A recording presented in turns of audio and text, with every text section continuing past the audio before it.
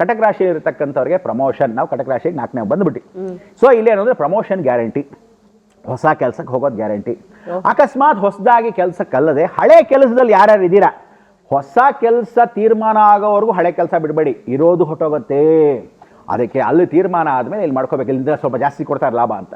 ಭಾಳ ಜನ ಕಟಕ ರಾಶಿಯವರಿಗೆ ಶಿಫ್ಟಿಂಗ್ ಪ್ಲಾನೆಟ್ ಅಂತ ಕರಿತೀವಿ. ಯಾವತ್ತೂ ಗುರುಗೆ 2ನೇ ಮನೆಗೆ ಜಾಗ ಬಂದಾಗ, ಅವನ ವ್ಯಯಕ್ಕೆ ಬಂದಾಗ ನಿಮ್ಮ ಸ್ಥಾನ ಪಲ್ಲಟನ ಗ್ಯಾರಂಟಿ. ಸೊ ಅದು ಮಕ್ಕಳು ದೂರ ಆಗ್ಬೋದು, ಅಕಸ್ಮಾತ್ ಹಾಸ್ಟೆಲ್ಗೆ ಹಾಕ್ಬೋದು ಮಕ್ಕಳನ್ನ ತುಂಬ ಹಠ ಮಾಡ್ತಾ ಇದ್ದಾರೆ ಅಂತ, ಅಥವಾ ಓದೋಕ್ಕೆ ಗಂಡು ಮಕ್ಕಳನ್ನೋ ಹೆಣ್ಣು ಮಕ್ಕಳನ್ನೋ ವಿದೇಶಕ್ಕೆ ಕಳಿಸೋ ಯೋಗಗಳಿರುವುದು, ಬೇರೆ ಕಾಲೇಜುಗಳು ಕಳಿಸೋದು, ಸ್ಟ್ಯಾಂಡಿಂಗ್ ಪೊಸಿಷನ್ ಹೊರಗಡೆ ಕಳಿಸ್ತಕ್ಕಂಥದ್ದು. ಹೆಂಡತಿ ಗಂಡ ಬೇರೆ ಬೇರೆ ಆಗೋತಕ್ಕಂಥ, ಅಂದರೆ ಮೈಸೂರಿನಲ್ಲಿ ಗಂಡ ಇದ್ದಾನೆ, ಹೆಂಡತಿ ಇಲ್ಲಿ ಕೆಲಸಕ್ಕೆ ಬರಬೇಕು, ಗಂಡ ಹೆಂಡತಿ ಮತ್ತೆ ತಿರುಗಿ ಸೇರಬೇಕು ಅಂತ ಸಾಯಂಕಾಲ ಸೂರ್ಯಾಸ್ತವಾದ ಮೇಲೆ. ಸೊ ಕಟಕ ರಾಶಿಗೆ ಗಂಡ ಹೆಂಡತಿಗೆ ಸೇರೋದೇ ಕಷ್ಟವಾಗಿ ಹೋಗಿರುತ್ತೆ, ಬರೀ ಕೆಲಸದಲ್ಲೇ ದೂರದಲ್ಲೇ ಇರ್ತಾರೆ.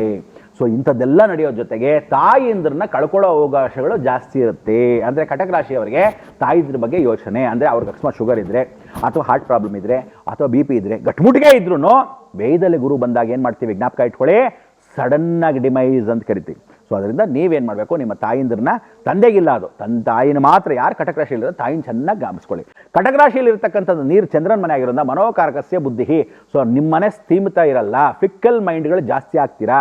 ಸೊ ನೀವೆಲ್ಲರೂ ಏನು ಅಂದರೆ ವೇದದಲ್ಲಿ ಗುರು ಬಂದಾಗ ನಿಮ್ಮ ಫಿಕ್ಕಲ್ ಮೈಂಡು ದೊಡ್ಡದಾಗಿ, ಗಜಕೇಸರಿ ಯೋಗ ಅಂದರೆ ದೊಡ್ಡದು, ಸಡನ್ನಾಗಿ ನಿಮಗೆ ದೊಡ್ಡ ದೊಡ್ಡ ಖರ್ಚು ಬರ್ತಕ್ಕಂಥದ್ದು ತರಲಾಗುತ್ತೆ. ಸೊ ಚಂದ್ರನಿಗೆ ಯಾರ ಮನೆ, ವೆಂಕಟರಮಣ.